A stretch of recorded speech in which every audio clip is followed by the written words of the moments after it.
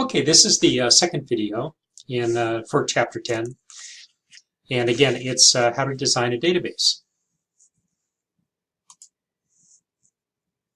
And we learned from Armin Stein's presentation that he's got some basic principles when he's designing a database.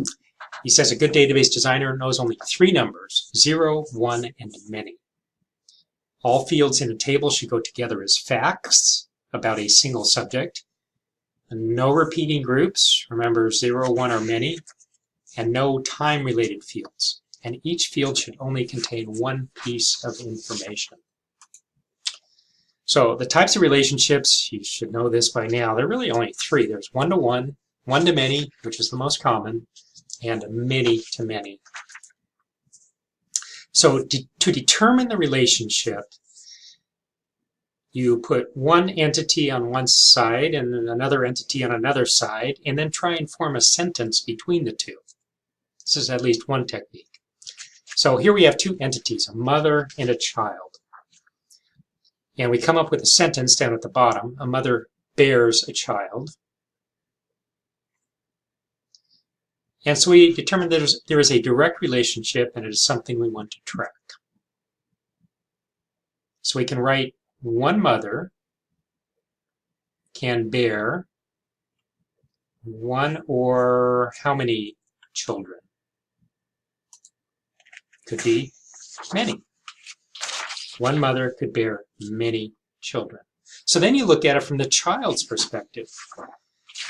And we say one child can have one or many mothers, biological mothers. And the answer is one.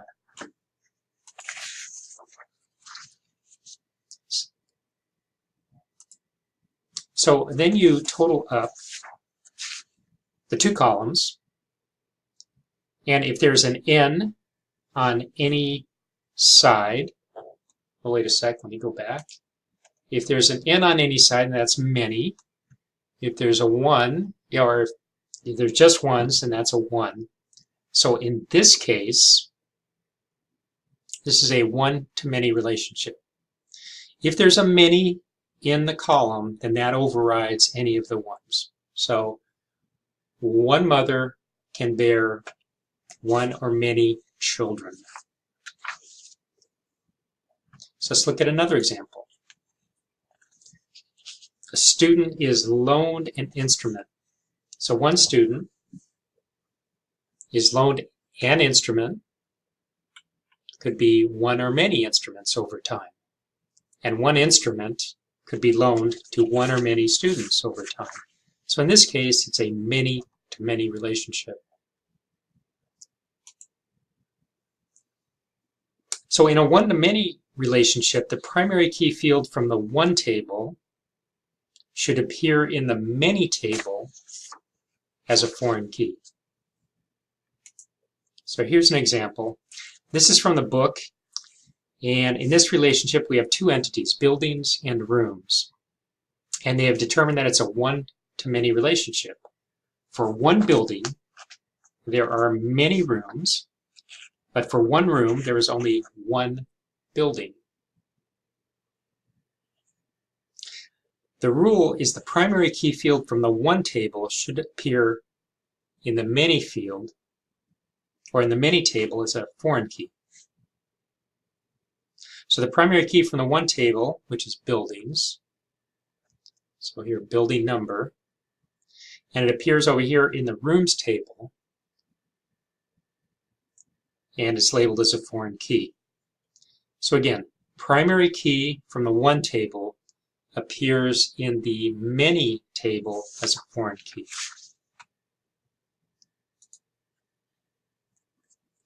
Now, a many-to-many relationship is a different animal. So the two original tables are students and instruments, and we already determined that one student can get loaned or borrow one or many instruments over time, and one instrument can be loaned to students, one or many students over time.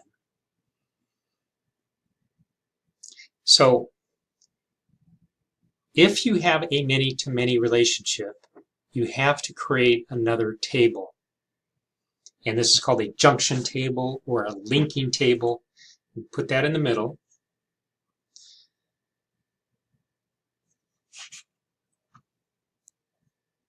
So our junction or linking table in this relationship is student instruments. So you can name this anything you want. If a common thing is just to combine the two table names into one name. And a key thing is the primary key from each of these tables. It's a one-to-many relationship, one-to-many relationship into the linking or junction table. And the primary key from the one side is shown in the linking table. Primary key from the one side is shown in the linking table.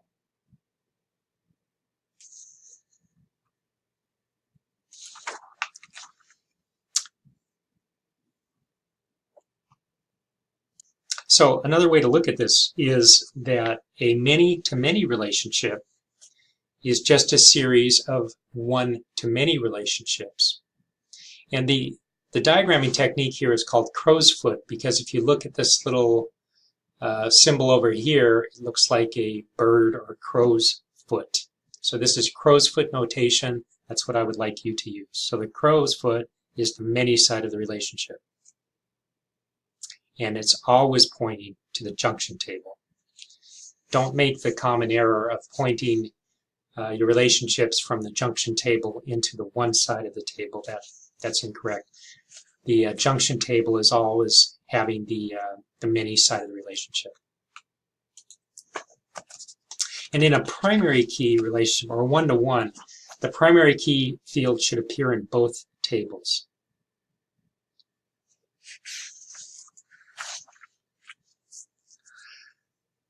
So very briefly, a one-to-one relationship typically occurs when you have a subset or subtype table. In this example, we may have a table called staff. And at Bellevue College, everyone who works at the college could be considered a staff member or an employee. But some staff members may be categorized into subsets with fields that are unique to them. All staff members have names and addresses. But faculty also have attributes like tenure or title that do not appear to other staff members. So for now, we put these fields off into a separate table, and we determine it's a one-to-one relationship. But notice that the primary key is the same in both tables. So that covers the three types of relationships: one-to-many, many-to-many, and one-to-one. So that's it for the second video of Chapter 10.